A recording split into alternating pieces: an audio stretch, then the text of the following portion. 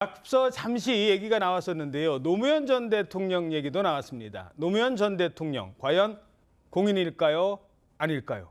당연히 공인이다라고 생각을 하신다면 지금부터 이 논란 주목하시기 바랍니다. 얼마 전 국민의힘 정진석 의원이 노무현 전 대통령을 명예훼손한 혐의로 1심에서 징역 6개월 실형을 선고받았습니다. 워낙 이례적으로 나온 판결이기 때문에 논란의 불씨가 시작된 것 같습니다. 게다가 판사의 과거 행적까지 옮겨 붙었습니다. 자, 어떤 행적이 문제가 됐는지 정치권의 목소리부터 들어보시겠습니다. 수긍하고 받아들이기 어려운 판단입니다. 내가 노무현 대통령이나 그 가족들의 명예를 훼손한다거나 마음의 상처를 줄 의도가 전혀 없었던 것이죠.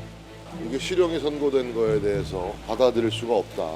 다분히 감정이 섞인 판단이다. 항소하겠습니다. 국민의힘 정진석 의원에게 징역 6월의 실형을 선고한 판사의 정치적 성향에 대해 보도가 잇따르고 있습니다. 박 판사는 문재인 전 대통령, 유시민 전 노무현 재단 이사장 등 야권 인사들을 팔로우하고 박 판사를 역으로 이재명 민주당 대표가 팔로우하고 있다고 합니다. 노사모라고 해도 과언이 아닙니다. 자, 그러니까 1심 판결을 내린 판사가 SNS에서 팔로우하는 인물을 봤더니 문 전 대통령, 유시민 전 이사장 등이 있었다는 게 지금 드러난 거예요? 그렇습니다. 사실 SNS 팔로우하는 것 자체를 좀 문제 삼기는 그렇긴 한데 박 판사가 팔로우를 하는 계정들이 대부분 사실 현 야권 인사에 집중된 것으로 드러났습니다.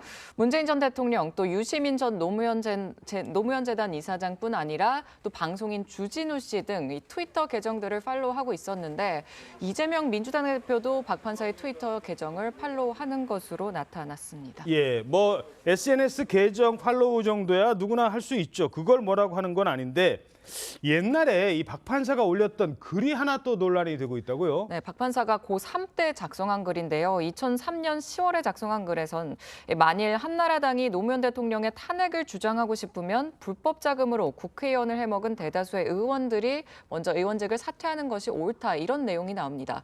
또 다른 글은 박 판사가 모 대학 신문사에서 활동하던 때인데 2004년 3월에 쓴 글입니다. 미군 장갑차 사망 여중생 촛불 추모 행사에 참석한 뒤에 쓴 후기였는데 여기서 전 의경들이 무슨 잘못이 있겠냐면서 천대만대 국회의원을 해먹기 위해서 대통령을 탄핵시킨 새천년 민주당, 현 더불어민주당이죠. 또 한나라당 녀석들 때문이다, 이렇게 글을 올렸습니다. 예, 이건 그냥 참고용입니다.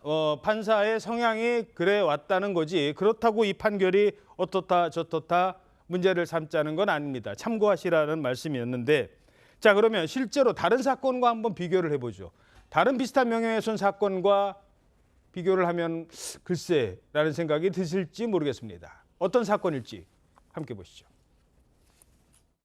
노무현 재단의 주거래은행, 그 은행의 노무현 재단 계좌를 검찰이 들여다봤다는 사실을 확인했어요. 저희 개인 계좌를 들여다보셨습니까?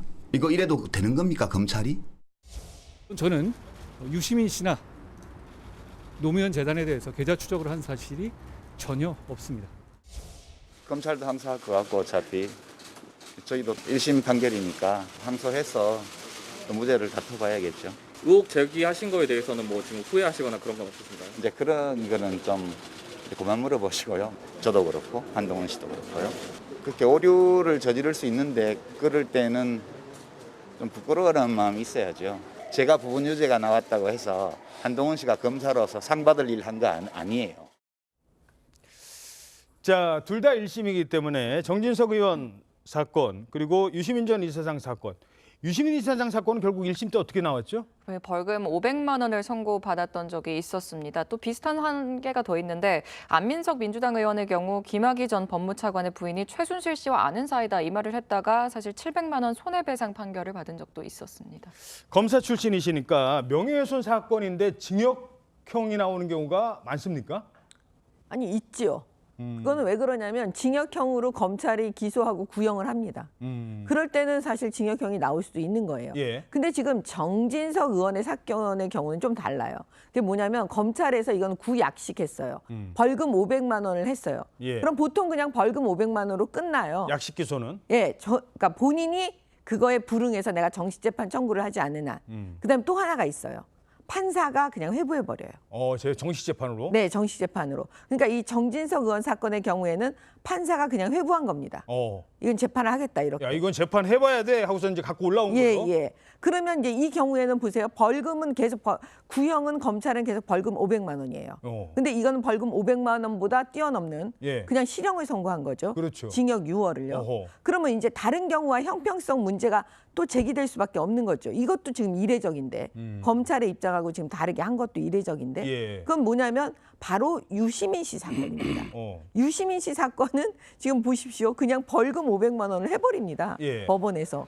그러니까 이게 그 정진석 의원 사건하고 형평에 맞지 않는다는 게 눈에 그냥 확 보이잖아요. 예. 그렇기 때문에 정치 성향 얘기가 나오는데 이건 대한민국의 기본 사법 시스템을 무너뜨리는 제가 문재인 정부를 계속 얘기할 수밖에 없는 게 이 지점이에요. 사법 시스템을 망가뜨린 문재인 정부는 정말 역사적으로 책임을 져야 됩니다. 저는 판사가 아무리 자기가 개인적으로 그런 성향이 있다고 하더라도 노무현 대통령을 그러니까 존경하는 사람일지라도 이게 재판은 재판인 거거든요. 그러면 재판에 영향을 줄 것 같으면 보통의 판사나 보통의 검사는 그 사건 재판을 안 합니다. 예. 스스로 내가 이거를 하지 않고 내려놓거든요. 지금 이 부분도 사실 문제가 됩니다. 물론 개인의 성향이 재판에 영향을 줬는지 아닌지는 아직 이릅니다. 그런데 이번 판결에서 논란이 되는 부분 하나 더 있습니다. 과연 노무현 전 대통령이 공적 인물인가 아닌가 하는 부분입니다. 정진석 의원은 노무현 전 대통령이 공적 인물이니까 공적 인물한테는 좀 정치적 비판 이 정도는 할 수 있는 거 아닙니까? 라고 했는데 판사는 공적 인물로 보기 어렵다. 이렇게 판단을 내린 겁니다. 자, 노무현 전 대통령이 공적 인물이 아닌가요? 어떻게 보십니까?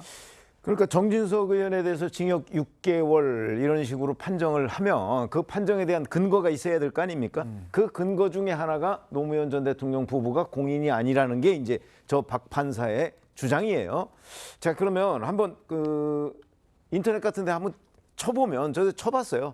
도대체 공인이라는 게 뭐냐? 제가 알고 있었던 공인이라는 개념하고 다른 게 있나? 그랬더니 이제 뭐 공적 인물 얘기 나오고 뭐 영어로 얘기하면 뭐 퍼블릭 피겨 뭐 이런 식의 얘기들이 뭐 설명이 굉장히 길어요. 예. 왜냐하면 길다는 얘기는 그만큼 한 줄로 정의하기는 좀 어렵고 어렵다. 개인적 차이가 있다는 건데 거기에 공통된 거 하나 그거는요. 뭐였습니까? 공적인 업무를 수행하는 사람이에요. 공적인 업무를 수행하는 사람. 사전적인 그러면 노무현 전 대통령은 우리나라의 대통령을 한 사람입니다. 그렇죠?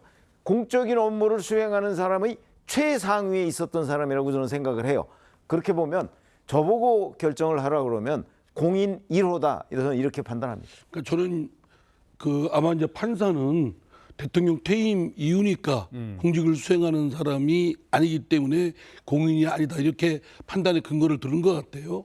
뿐만 아니라 이제 정진석 의원에 대한 저 6개월 징역형은 꼭 무슨 그 내용뿐만 아니라 본인의 법정에서의 태도 또는 여러 가지 반성 뭐 이런 걸 종합적으로 판단할 때 판사가 이제 판단한 거겠죠. 예. 그리고 또 이것이 과다하다고 한다면 항소심에서 그걸 교정할 기회가 충분히 있습니다.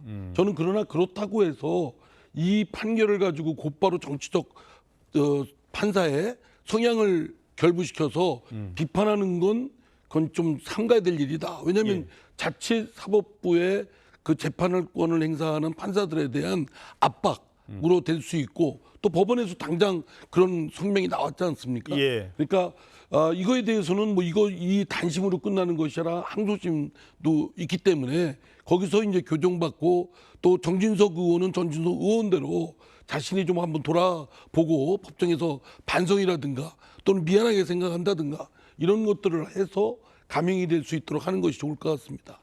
이상민 의원께서 지금 지적하신 법원 물론 그 점 상당히 중요합니다. 이 판사 그러면 뭐 어떤 판결 마음에 드는 판결 안 나오면 검사 좌표 찍기 문제라면 판사도 거기에 대해서는 신중을 기할 필요가 있겠죠. 자, 그래서 판사들의 입장도 전해드리겠습니다. 지금 이상민 의원 지적하신 것처럼 판사들도 입장문을 냈어요. 네, 어제 출입기자단은 입장문을 보낸 건데요. 일부 언론이나 또 정치권에서 거론하는 문제들을 근거로 이 법관의 정치적 성향이 판결에 영향을 미쳤다는 주장은 좀 동의하기 어렵다고 밝혔습니다. 서울중앙지법은 또 이 판결 내용과 무관하게 과도한 인신공격성 비난을 하는 것은 받아들이기 어렵다면서 SNS 일부 활동만으로 법관의 정치적인 성향을 단정짓는 것도 매우 위험하다고 전했습니다. 예. 저기 판사가 근데 SNS하고 이런 거는 상가야 됩니다. 사실 누구나 뭐 정치적 성향이 있는 건 당연하죠. 근데 그거를 재판권을 행사하는 판사로서 그것이 겉으로 표출되면 여러 오해가 있을 수 있거든요. 예. 그러니까 저건 삼가해야 될 부분인데 SNS를 너무 좀 남발했지 않았나? 예. 그렇습니다. 참고로 아까 저희들이 소개한 건 이제 과거에 올렸던 그런 SNS 글이라는 점도 함께 말씀드리겠습니다.